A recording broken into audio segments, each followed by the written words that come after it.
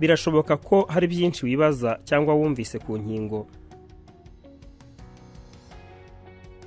bigutera impungenge bikaba byatuma ushidikanya ku gufata urukingo rwa COVID-19.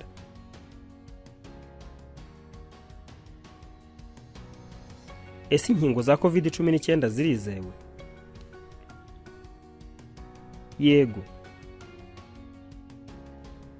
Inkingo zikorerwa igeragezwa ryimbitse ryabugenewe kandi ryumvikanyweho n'abahanga. Hasuzumwa niba koko zikingira ku kigero cyiza kandi ko nta ngaruka zagira ku bazihawe. Kugeza ubu mu Rwanda hakoreshwa ubwoko butandatu bw'inkingo bwemejwe.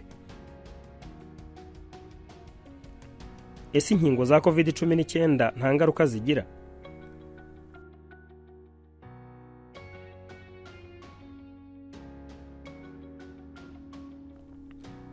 Kimwe n'izindi nkingo, iza COVID-19 nazo zishobora gutera uzihawe kugira ibimenyetso byo kumererwa nabi.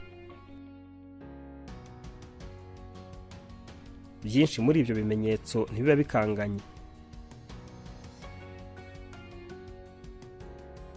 Bishobora kubamo nko kubabara aho wakingiwe,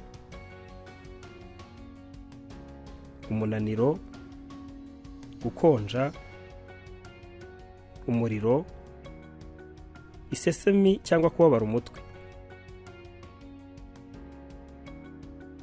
Mu gihe urembye kubera urukingo rwa COVID-19, gana muganga ukwegereye.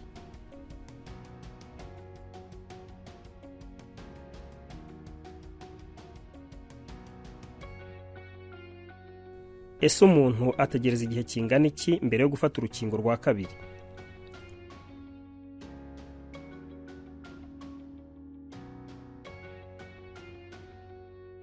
Igihe ufatira urukingo rwa kabiri biterwa n'ubwoko bw'urukingo wafashe. Inkingo za Moderna, Pfizer BioNTech na Sinopharm usabwa gutegereza ibyumweru 3 cyangwa 4 mbere yo gufata urwa kabiri. AstraZeneca bisaba gutegereza ibyumweru hagati ya 6 n'8 mbere yo gufata urukingo rwa kabiri. Inkingo za Johnson & Johnson ndetse na Sputnik V zikenera urukingo rumwe gusa nubwo ubushakashatsi bukigenzura niba umuntu akenera urwa kabiri.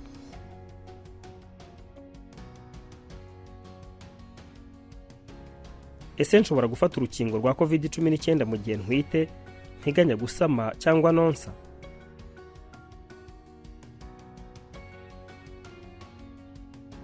Yego.